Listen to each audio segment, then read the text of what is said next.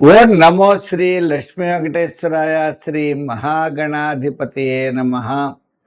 కరారవిందేన పదారవిందం ముఖారవిందే వినివేశయంతం వటస్య పత్రస్య పుటే శయానం బాలం ముకుందం మనసా స్మరామి. మనకి ఆగస్టు నెల కృష్ణాష్టమి అంటే మరి రాబోయే శ్రావణ మాసం కదండి.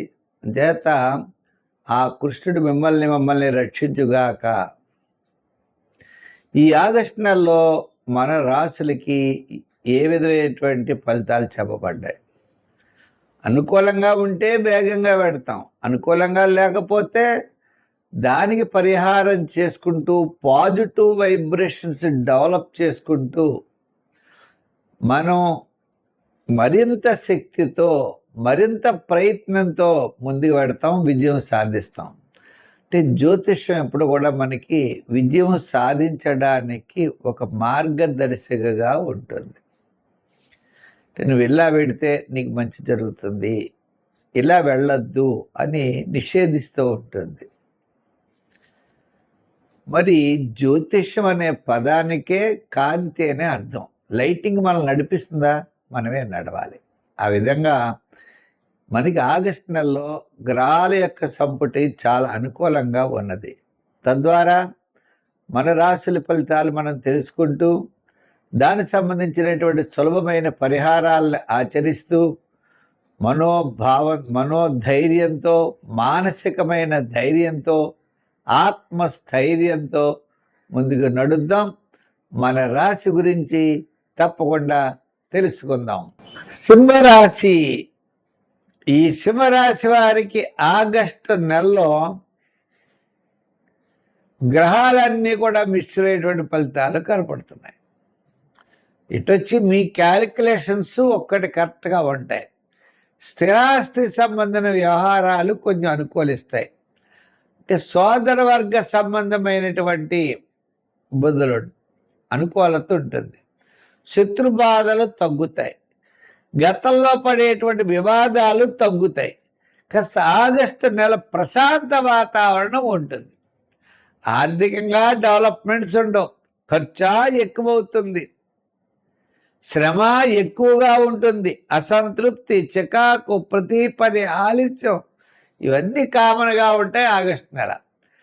కాస్త స్థిరాస్తి వ్యవహారాల్లో అనుకూలత ఉన్నది కాబట్టి గతంలో మీకు స్థిరాస్తి సంబంధించిన సమస్యలు ఏమున్నాయో అవి లాభిస్తాయి, వివాదాలు అనుకూలిస్తాయి.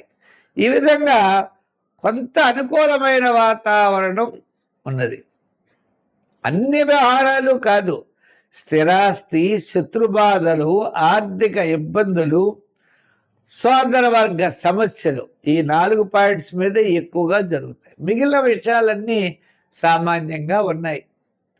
విద్యార్థులు చాలా చాలా కష్టపడాలి. రాజకీయ నాయకులు కూడా పెద్దగా అవకాశాలు ఉండవు. లేదని మనం ఏం బాధపడక్కలే, కాస్త కొంతకాలం రెస్ట్ తీసుకోవడం మంచిది. ఎందుకని అవకాశం ఉంది కానీ మనం వెళ్ళాం అనుకోండి, గొడవలే జరుగుతాయి, విభేదాలు ఉంటాయి. ఎందుకు? ఖర్చు రూపాయికి 10 రూపాయలు ఖర్చు అవడం. జాతకం బాగోలేనప్పుడు మనం పెడితే అంత ఖర్చే, ప్రయోజనం ఏముంది? గుర్తించేవారు ఎవరు ఉండరు. ఇంత కష్టపడినా పనంతా మనం చేస్తాం, డబ్బంతా మనం ఖర్చు పెడతాం, పేరు ప్రఖ్యాతులు ఎవరికో వాళ్ళని పొగుడుతారు, మనల్ని మానేస్తారు. ఇక మనం చేసినట్టే తెలియదు. ఇటువంటి పరిస్థితి రాజకీయ నాయకులకి. వృత్తుల వారికి కూడా అంతే. వృత్తుల వారికి కూడా ఆయా వృత్తుల వారు ఎంతో పాపం కష్టపడతారు, రూపాయి రావాల్సి వచ్చింది, 10 రూపాయలు వస్తుంది. ఇక వ్యాపారాత్మకంగా మనం చెప్తామంటే ఏదో పెట్టుబడులు పెడతాం, ఆ పెట్టుబడి పార్ట్నర్షిప్ వాళ్ళతో వివాదాలు, వీటితో వివాదాలు, సరైన బేరాలు ఉండవు, వ్యాపారం ఉండదు, ఏం చేయాలో అర్థం అవ్వదు. ఇటువంటి స్థితులన్నీ అక్కడ ఉంటాయి. చేత అటువంటి విషయాలు కూడా జాగ్రత్తలు తీసుకోవాలి. చేత ముఖ్యంగా సింహరాశి వారు నూతనమైన పెట్టుబడి విషయాల్లో జాగ్రత్తలు తీసుకోవాలి.